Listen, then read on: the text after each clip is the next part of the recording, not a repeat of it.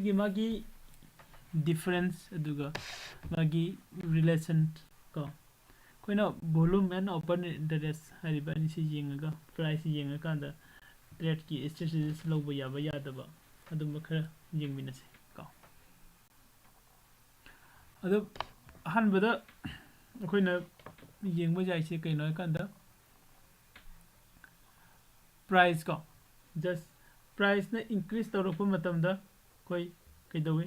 price na increase tawrokpa volume se increase tawrokpa adu open interest se increase tawrokpa hai riba matam sida koigi koina trade se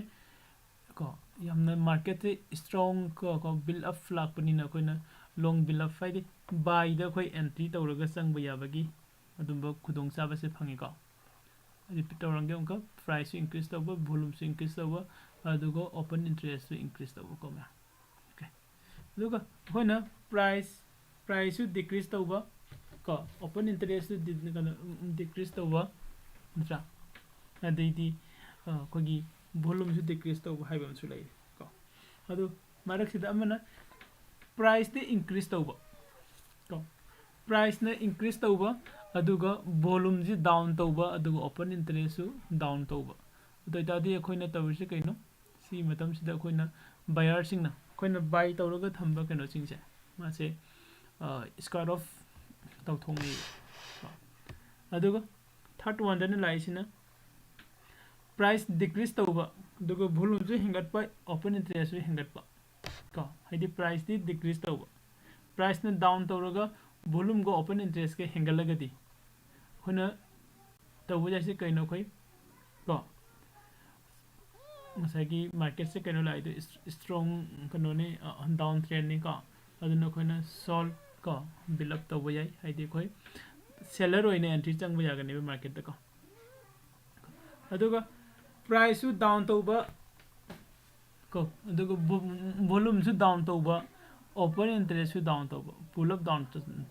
satpa sai matam de khoina long unwinding ka haidi profit booking ne beloina maki ko yani ko ado khoina hoji masagi high riba mayam sida price volume and open interest ko koi price se koi dum khange volume se karino adugo open interest se karino haiba khangba ma mathau tare natra ado khoina open interest adugo price se karino haiba koi khangsi hairagadi koi kadai se kani har kanda khogi ko NSE India option chain analysis ta laks ko ma'am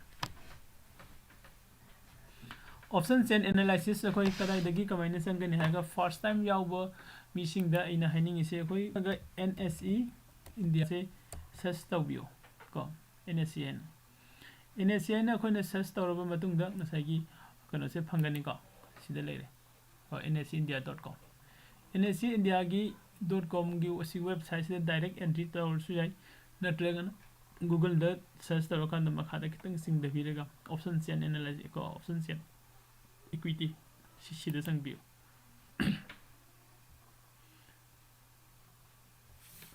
ado khoina sida sangaba matungda ko sigi kano se NSE India gi website se kitang hibi hoy ko ma'am ngaktang ngai minase ko koi sida sangchille sangaba matungda khoina yengba jai se kaino hairagadi sida makhada koi kano de lai ngasai option chain da direct lakpani na ko nifty da analyze nifty 50 dani ko aduga makhada khoi gi option chain sida leire ko option chain analysis sida leiribo option chain sida koina sangsilaba matungda ka sida khoi yengsi sida OI haini ise open interest ne sense in OI and the volume ko aduga price na kaino sida gi LTP sini ko price ne LTP sini aduga OI sense in OI and the volume ko open interest sida khoina karino jengdise open interest agadi hoji ko trade open interest sida sidagi lage strike price tagi ko hai reverse gi strike price sida as quantity haibam lere as price haibam lere as quantity as price aduga bid price bid quantity ko bid price bid quantity ko sidagi hauna khangak lagadi khoina sida open interest karino natraga volume karino ise fajana सुगाइना खंगबा ngomoi ko ma'am ado koi as quantity and as price da han yeng se as quantity as price se kari no hai ribasi gi strike price hai si da yon ge hai buduni aina aigi sigi strike price 18200 se ka 17178 rupees da yon ge hai aduga aigi quantity kya no ai hai se seller ni ko seller sina hai re se kaino aigi seller sigi 600 quantity ko 178.95 paise sida mase zone ge hai bani ko mana sida zone ge hai matam sida ko buyer sina mu kari hai no hai kanda quantity 1500 quantity loge aduga tawudi my price hai 178 price the pige hai ko seller na hai re 78 की पैसा 895 हेलगा buyer ना पामिसना 78 नि अनि सिगी difference अमा को उ fungi का हाइदि बसिगी difference a letter कांदा से ट्रेड अमा ओइरनि बसिदा हाइदि बायर अमागा सेलर ना सेल तौरे बायर ना बाय तौरे को लोड अमा हाइरसि नत्रगा लोड अनि हाइरसि लोड ऑफ मारसि सेलर ना जो लइबा बाय सेल तौरेबा लोड तरा सेल तौरे हाइरिबा लोड तरा से बायर अमना लैरे खलसे बायर अमना हाइरिबा सेलर सिदगी 10 लोड से लौबगा का कदाइ द लाके कांदा सिगी ओपन इंटरेस्ट है सिदा मसिंग से इंक्रीज तौरकनी यानी को म्या ओपन इंटरेस्ट से इंक्रीज तौरकनी अदुगा वॉल्यूम दसु इंक्रीज तौगनी का अदुइ दादी वॉल्यूम दसु इंक्रीज तौइ सिदसु इंक्रीज तौइ डिफरेंट कइनो वॉल्यूम का ओपन इंटरेस्ट का ओपन इंटरेस्ट से कई है कांद अइना ट्रेड अमदी लौरगा लोइसिंदना थमिबा ट्रेड को ट्रेड से अइना लौदी लौरे को लौदी ट्रेड लौरे दुगा एग्जिट तौदना लोइसिंदना थमिबा ट्रेड तो अदि ओपन द लेरिबा ट्रेड तो हाइरिबा ट्रेड तो कोइना ओपन इंटरेस्ट दा काउंट तौइ अदुगा वॉल्यूम आइसिना कइनो नंबर ऑफ ट्रेड्स को स्पेसिफिक टाइम को खुगी नुमित सिगी डेट सिदा को पुंग सिदैना सिबाव हाइबा कोई कनो सिगी मतुगिना लेरिबा हाइदि सिगी स्ट्राइक प्राइस सिदा हजि फाउ द ट्रेड तौरइबा को नंबर ऑफ ट्रेड से कोई वॉल्यूम सिना रिप्रेजेंट तौइ यानी को अदो कोन सिदा बाय सेल तौरपा सिदा ट्रेड लमनि सिदा काउंट तौगनी हाइरिबा बाय सेल तौरइबा ट्रेड से लोइसिनदरिबा ट्रेड एग्जिट तौदरिबा ट्रेड ओरगदी ओ आई गी मनुंग सिदा लेगनी ओपन इंटरेस्ट याको मैम अदुगा चेंज इन OI को चेंज इन OI हाइबा मसिदा जाव रही चेंज इन OI सिने करिनो हाइरगदी को मसाकी open interest ngarang dagi leireni open interest natra nahan dagi leireni leirei basigi open interest है ngasi gi open interest ngasi means sida ina ai gi trade se loksil laga ko trade se loksil laga ngarang dagi thambado ngasi aina thadoreba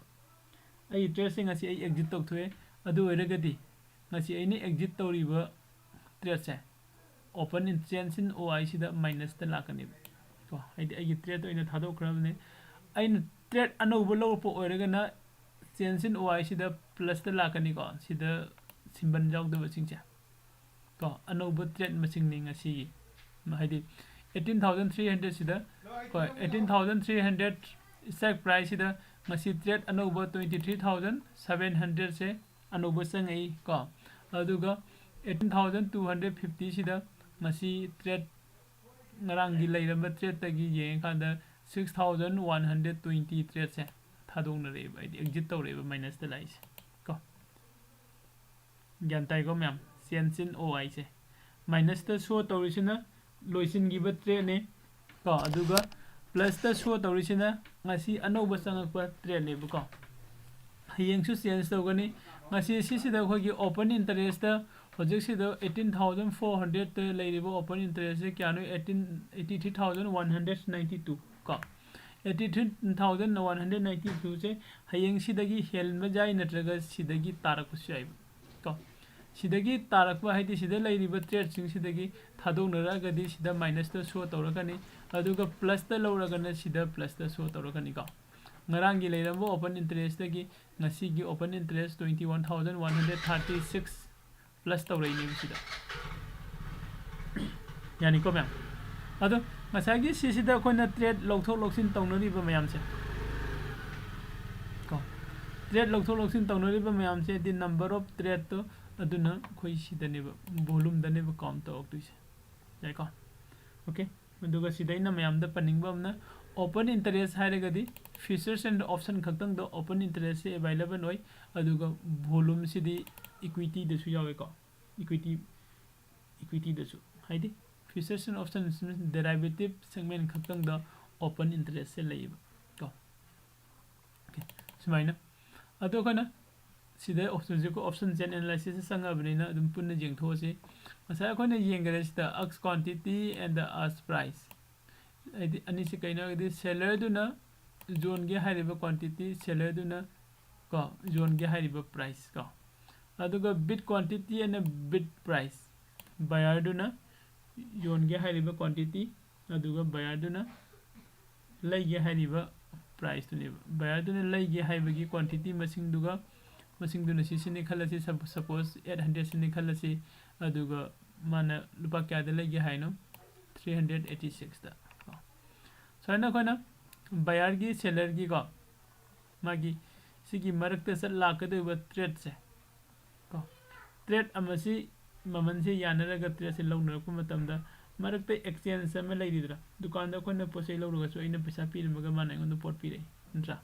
ꯑꯗꯨꯒꯤ ꯃꯔꯛꯀꯤ ꯑꯦꯛꯁꯆꯦꯟꯖꯁꯤꯗ ꯄꯩꯁꯥ ꯂꯧꯍꯧꯔꯒ ꯉꯁꯥꯏꯒꯤ ꯑꯩꯈꯣꯏꯒꯤ ꯀꯩꯅꯣ ꯄꯤꯔꯛꯄ ꯑꯃ ꯌꯥꯎꯗꯣꯔꯤꯕ ꯁꯤꯌꯔꯁ ꯄꯤꯔꯛꯄ ꯑꯃ ꯀꯣ ꯍꯥꯏꯔꯤꯕ ꯑꯗꯨꯒꯤ ꯀꯩꯅꯣꯁꯦ ꯄꯣꯏꯟꯠꯁꯦ ꯀꯗꯥꯏꯗ ꯂꯥꯛꯀꯦ ꯍꯥꯏ ꯀꯥꯟꯗ ꯀꯅꯥꯅ ꯑꯗꯨꯒꯤ ꯑꯦꯛꯁꯆꯦꯟꯖꯁꯦ ꯀꯅꯥꯅ ꯇꯧꯕꯤꯒꯦ ꯀꯥꯟꯗ ꯑꯩꯈꯣꯏꯒꯤ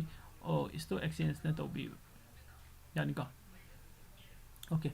ꯁꯤꯗ एल टी पी ꯍꯥꯏꯕ ꯑꯃ ꯌꯥꯎꯔꯤ एल टी पी ꯁꯦ ꯀꯩꯅꯣ ꯍꯥꯏꯕꯗ ꯂꯥꯁ ꯇ꯭ꯔꯦꯗꯦड ꯄ꯭ꯔꯥꯏꯁ ꯍꯥꯏꯕꯅꯤꯀꯣ एल टी पी ꯂꯥꯁꯀꯤ ꯑꯩꯈꯣꯏꯒꯤ ꯇ꯭ꯔꯦꯗ ꯇꯧꯈꯤꯕ ꯄ꯭ꯔꯥꯏꯁꯇꯨꯅꯦꯕ ꯁꯤꯗꯩꯁꯦ